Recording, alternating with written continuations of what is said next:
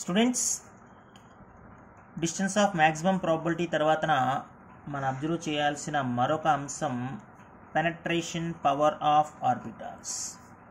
Another important topic నాన్న, penetration power of orbitals. దీన్నే మన పెనట్రేటింగ్ ఎబిలిటీ ఆఫ్ ఆర్బిటాల్స్ అని మీరు 10th క్లాస్లో చూశారు కదా. ఏంటి sir penetrating power of orbital అంటే? Dear students, penetrating power of orbital is simply a measure of its closeness, dear students, to the nucleus. Keep in mind, okay na? So nucleus ki ఎంత దగ్గరగా ఉంది, ఎంత క్లోజ్గా ఉంది ఒక orbital అన్న టాపిక్కే ఇప్పుడు మనం మాట్లాడుతున్నటువంటి పెనట్రేషన్ పవర్. మీరు 10th క్లాస్లో చాలా ఈజీగా మీరు ఆర్డర్ రాశారు, గుర్తుందా మీకు? పెనట్రేటింగ్ పవర్ ఆఫ్ ఆర్బిటాల్స్ అంటే S is greater than, P is greater than, D is greater than, F sir, ఈ ఆర్డర్ రాశారు. ఐడియా ఉందా? ఇప్పుడు ఇది ఆర్డర్ ఎలాగయ్యింది అన్నది మనం ఆబ్జెక్టివ్ పాయింట్ ఆఫ్ వ్యూలో చెప్పాలి వాడికి. పెనట్రేటింగ్ పవర్ ఎందుకు సార్ ఆర్డర్లో ఉంది అన్నది. Penetrating power of orbital means penetrating towards nucleus. Towards nucleus means, dear students, just imagine this is a nucleus, this is first orbit, this is second orbit, dear students, and this is third orbit, just like that. ఇప్పుడు మనం మాట్లాడుతోంది 3 కర్వ్సే కదా, 3s 3p 3da కదా. అందువలన ఇప్పుడు for example ఇక్కడ 3s orbital ఉంది, ఇక్కడేమో 3p ఆర్బిటాల్ ఉంది, ఇక్కడేమో 3d ఆర్బిటాల్ ఉంది. 3 థర్డ్ షెల్లో ఉన్నాయి. సో ఏ ఆర్బిటాల్ న్యూక్లియస్కి దగ్గరగా ఉంటాయి ఆ ఆర్బిటాల్కి పెనట్రేటింగ్ పవర్ ఎక్కువ. Very interesting. ఏ ఆర్బిటాల్ న్యూక్లియస్ కి దగ్గరగా ఉంది సార్? డియర్ స్టూడెంట్స్, ఇప్పుడు దాన్ని ఎక్స్ప్లెయిన్ చేయడమే penetrating power of orbitals. So ఇప్పుడు ఇక్కడ ఒకసారి నువ్వు ఈ 3 డయాగ్రామ్స్ ని క్లియర్ గా అబ్జర్వ్ చేస్తే 3s ఆర్బిటాల్ కి 3 పీక్స్ ఉన్నాయి. అరే అండర్స్టూడ్ దట్ వన్? ఏనన్నా 3 పీక్స్ కనబడుతున్నాయి అక్కడ. ఇప్పుడు ఈ 3 పీక్స్ లో డియర్ స్టూడెంట్స్, ఇది ఫస్ట్ మ్యాక్సిమా, ఇది సెకండ్ మ్యాక్సిమా, ఇది థర్డ్ మ్యాక్సిమా. 3 పీక్స్ కదా ఏనన్నా. సో ఇప్పుడు ఇందులో ఫస్ట్ మ్యాక్సిమా డియర్ స్టూడెంట్స్ మనం క్లోజ్గా అబ్జర్వ్ చేస్తే న్యూక్లియస్ నుంచి ఎస్ ఆర్బిటాల్కి చాలా తక్కువ డిస్టెన్స్లో ఉంది. అదే మనం పి ఆర్బిటాల్కి అయితే దీంతో కంపేర్ చేస్తే కొద్దిగా దూరంగా ఉంది. అదే డి ఆర్బిటాల్కి అయితే ఇంకా దూరంగా ఉంది డియర్ స్టూడెంట్స్. ఓకేనా? అంటే ఎస్ ఆర్బిటాల్కి సంబంధించి ఫస్ట్ మ్యాక్సిమా ఉంది కాబట్టి న్యూక్లియస్ దగ్గర ఎస్ ఆర్బిటాల్ కాస్త ఎక్కువ టైం స్పెండ్ చేయడానికి అవకాశం ఉంది. Are agree with me? Is it clear nana? Due to the additional maxima in 3s ka, most important one, additional maximas ఉన్నాయి 3s ఆర్బిటాల్లో. అంటే ఫస్ట్ మ్యాక్సిమా, సెకండ్ మ్యాక్సిమా, థర్డ్ మ్యాక్సిమా. అంటే ఫస్ట్ మ్యాక్సిమా దగ్గర కొంత డిస్టెన్స్ టైంలో న్యూక్లియస్ దగ్గర స్పెండ్ చేస్తుంది ఎలక్ట్రాన్. మళ్ళీ సెకండ్ మ్యాక్సిమా దగ్గరకు వచ్చేసరికి మరికొంత టైం స్పెండ్ చేస్తుంది. మళ్ళీ థర్డ్ మ్యాక్సిమా దగ్గరకు వచ్చేసరికి మరికొంత టైం స్పెండ్ చేస్తుంది. సో ప్రాబబిలిటీ ఎక్కువగా ఉంది అంటే ఎలక్ట్రాన్ ప్రాబబిలిటీ ఎక్కువగా ఉంది అంటే ఎలక్ట్రాన్ డెన్సిటీ ఎక్కువగా ఉన్నట్లే. ఇస్ క్లియర్ అన్న? సో న్యూక్లియస్ దగ్గర ఇప్పుడు ఈ 3 ఆర్బిటాల్స్లో ఎవరు ఎక్కువ టైం స్పెండ్ చేస్తున్నారు సార్ అన్న క్వశ్చన్ వస్తే ఖచ్చితంగా 3s. ఎందుకంటే more number of peaks students, more number of peaks, more close to the nucleus. Absolutely ఎవరికైతే పీక్స్ ఎక్కువ ఉంటాయో వాళ్ళే న్యూక్లియస్కి దగ్గరగా ఉంటారు. ఓకేనా? So S orbital, P orbital, D ఆర్బిటాల్లో ఎవరికి పీక్స్ ఎక్కువ సార్? సందేహమే లేదు, ఎస్ ఆర్బిటాల్కే ఎక్కువ. ఎందుకంటే number of peaks formula n-l కదరా. ఇప్పుడు ఫర్ ఎగ్జాంపుల్ 4th షెల్ తీసుకున్నాం రా, 4s ఉంది, 4p ఉంది, 4d ఉంది, 4f ఉంది. ఎవరెవరికి ఎన్ని పీక్స్ చెప్పగలవా? 4sకి 4 పీక్స్, 4 - 0 కదా. 4pకి 3 పీక్స్, 4 - 1 కదా. 4dకి 2 పీక్స్, 4fకి 1 పీక్. మరి ఇప్పుడు penetrating power of orbitals order ఏమవుతుంది sir? Penetrating power of orbitals order dear students, penetrating power of orbitals order ఎవరికి ఎక్కువ పీక్స్ ఉంటే అదే మోర్ పెనట్రేటింగ్. అంటే 4s is greater than, 4p is greater than, 4d is greater than 4f. Very interesting one. This is what we call penetrating power of orbitals. Most important one, dear students. Students, ఇక్కడే మనం మరొక important topic అయినటువంటి screening ఎఫెక్ట్ని కూడా మనం explain చేసే పరిస్థితి. Screening effect of orbitals. ఎవరు strong screening effect చేయగలరు సార్? ఓకేనా, సింపుల్ లాజిక్ ఏంటంటే dear students, we have to right the direct statement here. Penetrating power of orbitals, dear students, penetrating power of orbital is directly proportional to screening power of orbital. ఓకేనా, penetrating ఎక్కువగా ఉంటే screening effect కూడా ఎక్కువగానే ఉంటుంది. Screening effect అంటే అర్థం ఏంటి sir? Dear students, now let me explain. అరే రిమెంబర్ స్క్రీనింగ్ ఎఫెక్ట్ నాన్న? ఇంతకుముందు మనం క్లాసిఫికేషన్ ఆఫ్ ఎలిమెంట్స్ చాప్టర్లో ఎక్స్ప్లెయిన్ చేసుకున్నాం స్క్రీనింగ్ ఎఫెక్ట్ అంటే. అరే రిమెంబర్, నేను మరోసారి మళ్ళీ ఎక్స్ప్లెయిన్ చేస్తాను. స్క్రీనింగ్ ఎఫెక్ట్ అంటే జాగ్రత్తగా చూడు. ఇవేమో అవుటర్ షెల్ ఎలక్ట్రాన్స్ నాన్న. డియర్ స్టూడెంట్స్, ఇవన్నీ కూడా ఇన్నర్ షెల్ ఎలక్ట్రాన్స్ రా. ఇన్నర్ షెల్ ఎలక్ట్రాన్స్ అనుకుందాం మనం. సో ఇప్పుడు ఈ అవుటర్ షెల్ ఎలక్ట్రాన్స్ని న్యూక్లియస్ నుంచి ఒక స్క్రీన్ లాగా, డియర్ స్టూడెంట్స్, ఒక స్క్రీన్ లాగా షీల్డ్ చేసేటువంటి ఎబిలిటీ ఏదైతే ఉందో దాన్నే మనం ఏమంటామంటే స్క్రీనింగ్ పవర్ అంటాం. అంటే ఒక షీల్డ్ లాగా, ఒక స్క్రీన్ లాగా ఉండాలి ఇన్నర్ షెల్ ఎలక్ట్రాన్స్. ఎవరెవరికి? న్యూక్లియస్కి, అవుటర్ షెల్ ఎలక్ట్రాన్స్కి. సో ఎవరైతే ఈ రకంగా న్యూక్లియస్కి, అవుటర్ షెల్ ఎలక్ట్రాన్స్కి మధ్య ఒక స్క్రీన్ లాగా బిహేవ్ చేయగలరో దాన్నే మనం ఏమంటామంటే స్క్రీనింగ్ ఎఫెక్ట్ ఆఫ్ ఆర్బిటాల్స్ అని పిలుస్తాం. సో ఎవరికి సార్ ఈ స్క్రీనింగ్ ఎఫెక్ట్ ఆఫ్ ఆర్బిటాల్స్ ఎక్కువ? Very interesting one students. ఎవరికి ఎక్కువ ఉంటుంది? ఎస్ ఆర్బిటాల్ కా, పి ఆర్బిటాల్ కా, డి ఆర్బిటాల్ కా, ఎఫ్ ఆర్బిటాల్ కా? Very interesting one students. ఓకేనా, ఇప్పుడు నేనేమంటానంటే ఇది న్యూక్లియస్ రా నాన్న, ఇవేమో అవుటర్ షెల్ ఎలక్ట్రాన్స్ రా డియర్ స్టూడెంట్స్ అనుకుందాం. Outer shell electrons.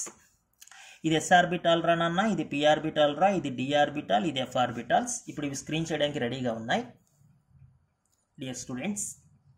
ఇక్కడ థింగ్ ఏంటంటే ఎవరైతే న్యూక్లియస్కి దగ్గరగా ఉంటారో, ఏ ఆర్బిటాల్ అయితే న్యూక్లియస్కి దగ్గరగా ఉంటుందో, సో న్యూక్లియస్కి దగ్గరగా ఉన్నటువంటి ఆర్బిటాల్ ఎక్కువ అవుటర్ షెల్ ఎలక్ట్రాన్స్ని స్క్రీన్ చేయగలదు. ఎందుకంటే న్యూక్లియస్కి దగ్గరగా ఉందనుకోనన్న ఆ rest of outer shell electrons అన్నీ కూడా స్క్రీన్ చేసే ఎబిలిటీ, దీని స్క్రీనింగ్ పవర్ చూడు పెరుగుతుందిగా న్యూక్లియస్ దగ్గరగా ఉంటే. పి ఆర్బిటాల్ న్యూక్లియస్ నుంచి దూరంగా ఉందనుకో, ఇది అల్టిమేట్ వాల్, అంటే ఆ చివర ఎండ్ అనుకో, ఇది ఆ చివర ఎండ్ అనుకో. ఎస్ ఆర్బిటాల్ న్యూక్లియస్కి దగ్గరగా ఉంది కాబట్టి ఇది ఎస్ ఆర్బిటాల్ యొక్క region, screening effect region. P orbital న్యూక్లియస్కి దూరంగా ఉంది కాబట్టి ఎస్తో పోలిస్తే ఇదేమో dear students P orbital region. D orbital ఇంకా దూరంగా ఉంది కాబట్టి ఇది D orbital region. F orbital ఇంకా దూరంగా ఉంది కాబట్టి ఇది ఎఫ్ ఆర్బిటాల్ రీజియన్. అంటే ఎవరైతే న్యూక్లియస్కి దగ్గరగా ఉంటారో అది స్క్రీన్ చేసే ఏరియా ఎలా ఉంటుందిరా నాన్న? చాలా ఎక్కువ ఉంటుందిరా dear students. S orbital shaded చూసావా? అదే పి ఆర్బిటాల్ షేడెడ్ అనుకోరా, మరి న్యూక్లియస్కి అది కాస్త దూరంగా ఉంది కదా, అందువలన పి ఆర్బిటాల్ షేడెడ్ ఏరియా తగ్గిపోయింది, అంటే స్క్రీనింగ్ ఎఫెక్ట్ తగ్గిపోయింది. సో అందువల్లనే స్క్రీనింగ్ ఎఫెక్ట్ ఆర్డర్ రాయమన్నా కూడా డిఫరెంట్ ఆర్బిటాల్స్కి S is greater than, P is greater than, D is greater than ఎఫ్ఏ, పెనట్రేటింగ్ పవర్ ఆర్డరే. నువ్వు ఫర్ ఎగ్జాంపుల్ ఫోర్త్ ఆర్బిటాల్ తీసుకున్నావు అనుకో, fourth orbit 4s, 4p, 4d, 4f, that's it. So this is another important objective bit అన్న screening effect order. ఓకేనా, so penetrating ability order, distance of maximum probability dear students, distance of maximum probability, next screening effect order, penetrating power order, ఇవన్నీ కూడా మనకి objective point of వ్యూలో very very important one dear students. Screening ఎఫెక్టే జాగ్రత్తగా చూడాలి మనం. ఇది అర్థమైందా ఇప్పుడు నీకు? షేడెడ్ ఏరియా ఎస్ ఆర్బిటాల్ న్యూక్లియస్కి దగ్గరగా ఉంటుంది కాబట్టి స్క్రీనింగ్ ఎఫెక్ట్ కూడా ఎలా కనబడుతోంది? ఎక్కువ ఏరియాలో కనబడుతోంది, అంటే ఎక్కువ స్క్రీనింగ్ ఎఫెక్ట్ చూపించగలదు. ఎస్తో పోలిస్తే పీ కాస్త డిస్టెన్స్గా ఉంటుంది కదా న్యూక్లియస్కి, పెనట్రేటింగ్ పవర్ తక్కువ కదరా. దీని షీల్డ్ ఏరియా చూసావా, ఇక్కడ నుంచి ఇక్కడ వరకే తగ్గిపోయింది. డి ఆర్బిటాల్, ఇది మీకు బాగా అర్థం అవడం కోసం నేను కాస్త ఎలివేట్ చేసి చెప్పాను మీకు, ఎందుకంటే మైండ్లో ఉండాలి కదా స్క్రీనింగ్ ఎఫెక్ట్ ఆర్డర్ అనేది. ఎఫ్ ఆర్బిటాల్కి ఇంకా తగ్గింది అనమాట. ఏనన్నా జస్ట్ లుక్ ఎట్ స్టూడెంట్స్, ఇవి previous IIT advanced questions, not mains, advanced questions. ఓకేనా, నీట్ పిల్లలకు అవసరం ఉంటుంది అన్న. బైపీసీ పిల్లలు ఎవరైనా ఉంటే కనుక మీకు మరి ఎంత డెప్త్కి, ఇంత స్టాండర్డ్కి రావు క్వశ్చన్స్. ఐఐటీలో కూడా ఎంసెట్ మెయిన్స్ వాళ్ళు చూడక్కర్లేదు ఈ క్వశ్చన్స్. కొద్దిగా ఏమైనా అడ్వాన్స్డ్ రాస్తానన్న వాళ్ళు మాత్రం చూడండి. క్వశ్చన్ ఏంటంటే wave function for 2s electron. Wave function of 2s electron అంటే సార్ కొత్తగా ఉంది ఏంటిది? ఇది కొత్తదేం కాదు, మనం అంతకుముందు ష్రోడింగర్ వేవ్ ఈక్వేషన్ రాసాం కదరా. Do square psi by do X square plus do square psi by do Y square plus do square psi by do Z square plus 8 pi square M by H square E minus V psi is equal to 0 రాసాం కదా Schrodinger wave equation. Schrodinger wave ఈక్వేషన్ని solve చేస్తే ఆ సొల్యూషనే wave function సై అనమాట. 2s ఆర్బిటాల్కి మనకి ఇటువంటి equation వచ్చింది. అది ఇప్పుడు వాడు ఏమంటాడంటే it has a node at R is equal to R naught అంటాడు. R is equal to R naught దగ్గర ఒక నోడ్ ఉందిట. Find the relation between R naught and A naught. అయితే ఆర్ నాట్కి ఏ నాట్కి రిలేషన్ చెప్ప అన్నాడు. ఇది 2017లో వచ్చింది, 2016లో కూడా ఐఐటి అడ్వాన్స్డ్లో ఈ క్వశ్చన్స్ వచ్చాయి మనకి ష్రోడింగర్ వేవ్ ఈక్వేషన్లో. స్టూడెంట్స్ ఇప్పుడు ఇక్కడ థింగ్ ఏంటంటే ఆర్ నాట్కి ఏ నాట్కి మన రిలేషన్ చెప్పే ప్రయత్నంలో అసలు ముందు మనం నోడ్ అంటే ఏంటో డిఫైన్ చేసే పరిస్థితి ఉండాలి. ఓకేనా? What is node sir? Node is a point at which probability of finding an electron 0. Probability of finding an electron 0 అంటే సై స్క్వేర్ 0, ఎందుకంటే సై స్క్వేరే కదా ప్రాబిలిటీ ఫంక్షన్. అంటే ఇప్పుడు వాడు ఇచ్చినటువంటి ఈ సై 2s వేవ్ ఫంక్షన్ని మనం స్క్వేర్ చేసి, డియర్ స్టూడెంట్స్, స్క్వేర్ చేసి దాన్ని దేనికి ఈక్వల్ చేయాలి? 0కి ఈక్వల్ చేయాలి. Is it fair students? So students ఇప్పుడు ఈ టర్మ్ మొత్తాన్ని కూడా స్క్వేర్ చేసి నువ్వు దేనికి ఈక్వల్ చేయాలి? 0కి ఈక్వల్ చేయాలి. ఈ టర్మ్ ఇటు వచ్చిందనుకోరా నన్న 0 అయిపోతుంది కదా. ఈ టర్మ్ ఇటు వచ్చిందనుకోరా 0 అయిపోతుంది కదా. ఈ power minus R by A naught ఇటు వచ్చిందనుకోరా 0 అయిపోతుంది కదా. ఇంకా మిగిలిన టర్మ్ ఏంట్రా నాన్న? ఇంకా మిగిలిన టర్మ్ ఏంట్రా? Only 2 minus R by A naught whole square రా ఈజ్ ఈక్వల్ టు 0. స్క్వేర్ చేయమన్నాడు కదా. మరి స్క్వేర్ కూడా వెళ్ళింది అనుకో నాన్న, 2 minus R by A naught is equal to 0 రా. కానీ ఇది ఆర్ కాదు, ఎందుకంటే నోడ్ ఎక్కడుందన్నాడు? ఆర్ నాట్ దగ్గర ఉందన్నాడు. అంటే R is equal to R naught కాబట్టి ఇది ఆర్ నాట్ అనమాట. అంటే ఇది కూడా ఆర్ నాట్. అంటే 2 is equal to R naught by A naught. అంటే ఆర్ నాట్ ఎంతరానన్నా 2a నాట్. పిల్లలు గుర్తుందారా మీకు? 2s ఆర్బిటాలు, 1s ఆర్బిటాలు, 2s ఆర్బిటాలు. ఈ డిస్టెన్స్ ఐడియా ఉందా? 0.529 ఇది కదా నోడ్. ఎరా 2a నాట్ అంట, అంటే 2 ఇంటూ 0.529 గుర్తుందా? నేను మొన్న లాస్ట్ వీడియోలో చెప్పా 1.06 యాంగ్స్ట్రామ్స్ అరౌండ్. అంటే బోర్ రేడియస్కి 2 టైమ్స్ అనమాట నోడ్. ఇది బోర్ రేడియస్ అనుకోరా, 0.529 కదా, దానికి 2 టైమ్స్ దగ్గర నోడ్. అంటే R naught is equal to 2a naught. ఇలా ఉంటాయి అడ్వాన్స్డ్ క్వశ్చన్స్ మనకి ష్రోడింగర్ వేవ్ ఈక్వేషన్ మీద. ఓకేనా? వెరీ వెరీ ఇంపార్టెంట్ క్వశ్చన్స్ నాన్న. స్టూడెంట్స్ ఈ క్వశ్చన్ కూడా చూడు ఒకసారి. ఇది ఏమంటున్నాడు చూడు క్వశ్చన్, నేను ఎక్స్ప్లెయిన్ చేస్తా. For an electron in hydrogen atom the wave function psi is proportional to exponential term minus r by a naught. Students, psi is proportional to, dear students, exponential term minus r by a naught. ఏనన్నా నాకు కొద్దిగా ఇబ్బందిగా ఉంది రెండు ఒకే at a time explain చేయడం. మీరు కాస్త జాగ్రత్తగా చూడండి ఏనన్నా, ప్లీజ్ రా, please. Okay, minus R by A naught, where A naught is the Bohr radius. Okay, 0.529 మనకు ఐడియా ఉంది ఇది. What is the ratio of probability of finding an electron at the nucleus to the probability of finding an at A naught? ఇది question. అయితే students వాడు అడిగింది అర్థమైందా? Probability of finding an electron అంటే సై square కదా. ఎక్కడ నుంచి? సై square at nucleus to Sye square at a distance of A not. ఈ రెండిటికి మధ్య రేషియో ఎంత అంటున్నాడు. Simple question. అని నేనంటాను అసలు దీనికి ఆన్సర్ చేయాల్సిన అవసరమే లేదు, ఎందుకంటే సై స్క్వేర్ న్యూక్లియస్ దగ్గర ఎప్పుడు 0నే కదరా. న్యూక్లియస్ దగ్గర ఎలక్ట్రాన్ ఉండదు కదా. Probability of finding an electron near the nucleus 0 by whatever the value it is, we don't know, but 0 by anything is 0 absolutely. Say yes or no. అందువలన ఇక్కడ ఉన్నటువంటి 4 ఆప్షన్స్లో నా ఆన్సర్ ఏంటంటే అబ్సల్యూట్లీ 0. ఎందుకంటే probability of finding an electron at nucleus 0 కదరా. 0 by anything 0 నాన్న. ఇదొక ప్రీవియస్ ఇంట్రెస్టింగ్ క్వశ్చన్ రా పిల్లలు. Very very important question. ఓకేనా? Most important one. మరొక ఆబ్జెక్టివ్ క్వశ్చన్ ఉంది చూడు కింద. Wave function of atomic orbital of hydrogen like atoms is given like that.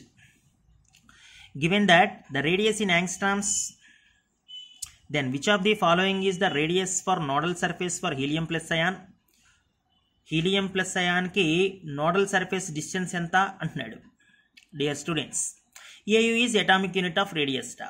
మళ్ళీ సేమ్ రా, ఇందాక మనం చేసినట్టే 2s ఆర్బిటాల్కి కదా ఇచ్చింది. వాడు ఎప్పుడైతే మళ్ళీ నోడల్ సర్ఫేస్ అన్నాడో, నోడల్ సర్ఫేస్ అనగానే ఈ సై స్క్వేర్ని ఏం చేయాలిరా నువ్వు? 0 చేయాలి. Is it fair students? ఇప్పుడు ఈ టర్మ్ మొత్తం మళ్ళీ నువ్వు 0 చేసావనుకోరా, ఇంకా మిగిలింది ఏంట్రా? ఇంకా 2 - ZRఏగా. అంటే 2 - ZR 0 రా, అంటే ZR ఈజ్ ఈక్వల్ టు 2 రా, అంటే R is equal to 2/Z రా. కానీ వాడు అడిగింది హైడ్రోజన్కి కాదు రోయ్, వాడు అడిగింది ఎవరికి? హీలియం ప్లస్కి. మరి హీలియం ప్లస్కి ఎటామిక్ నెంబర్ ఎంతరా? 2 కదా, అంటే 2/2. 2/2 అంటే ఎంతరా నాన్న? 1. Is it fair students? 2/2 ఎంతరా నాన్న? 1 కదా. 1 AU అంటే A0 అనమాట.